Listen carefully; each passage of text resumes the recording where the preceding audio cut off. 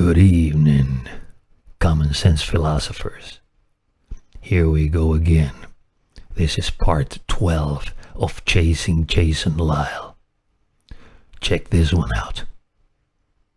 Or somebody says, I cannot accept the Bible because I believe in science. Either the Bible or science. You see the either-or fallacy being committed there. Well, wait a minute, I believe in science. I've got a PhD in science, and yet I believe the Bible.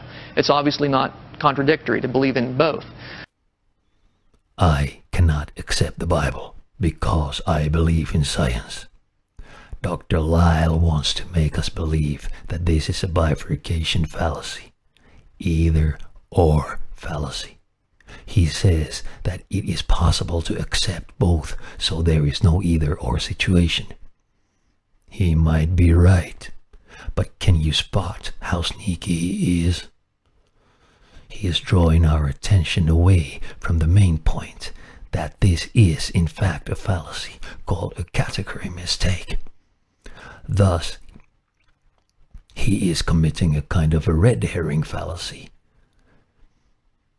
The category mistake lies in the comparison made between one book and a system of acquiring knowledge. This would be worse than comparing apples to oranges. But wait a minute, even this mistake is a fabrication, since Dr. Lisle only showed a part of a longer argument. It is hard to see things that are not shown.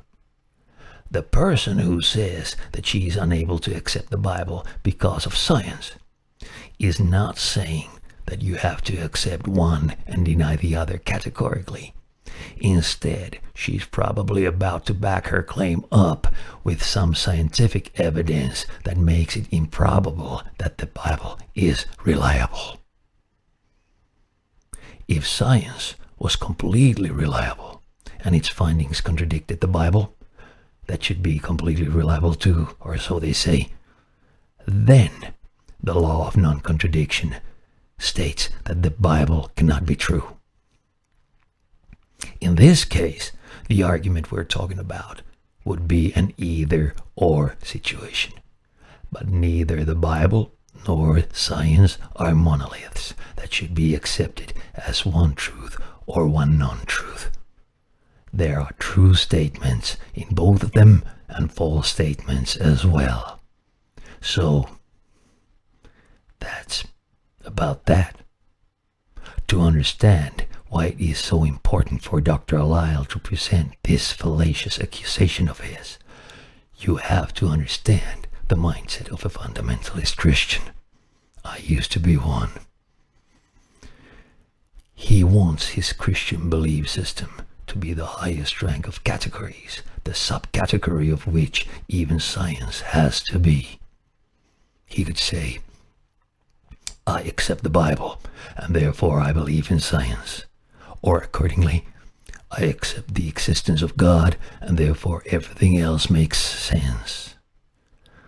This sounds good to a Christian who has learned his presuppositional apologetics.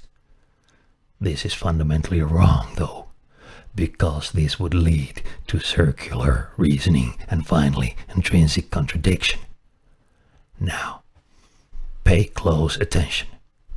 If you accept the Bible to be the truth, the whole truth and nothing but the truth, and claim that science is based on the fundamental truth that can be found in the Bible, you have to have a standard according to which you decide that the Bible contains such truth.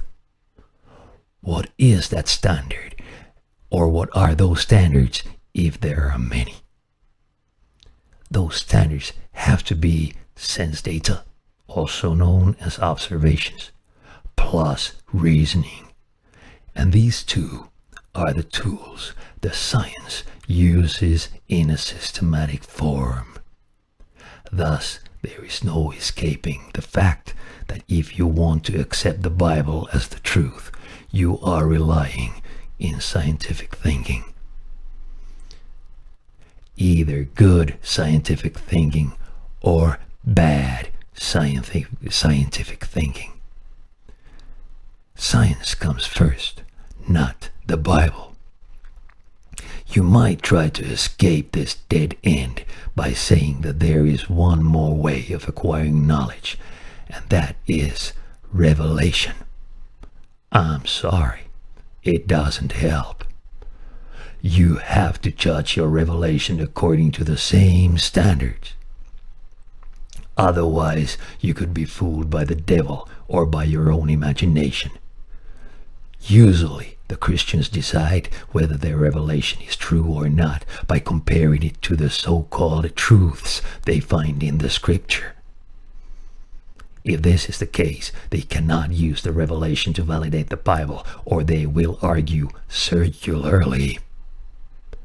The biggest problem the Christians have about the science is probably the fact that it keeps changing while the Bible stays the same. Which one should you trust? The one that is reliably the same millennium after millennium, or the one that keeps on changing all the time? This is an argument based on fear. Changing world, changing knowledge is a terrifying thing. But science is getting more and more accurate, while the Bible is as inaccurate as it was 2,000 years ago. Isn't it funny, though, that the same Christians that accuse science of being unreliable are the same Christians that make big news out of every piece of scientific evidence that seems to support the Christianity in one way or another? Now, bye-bye for now.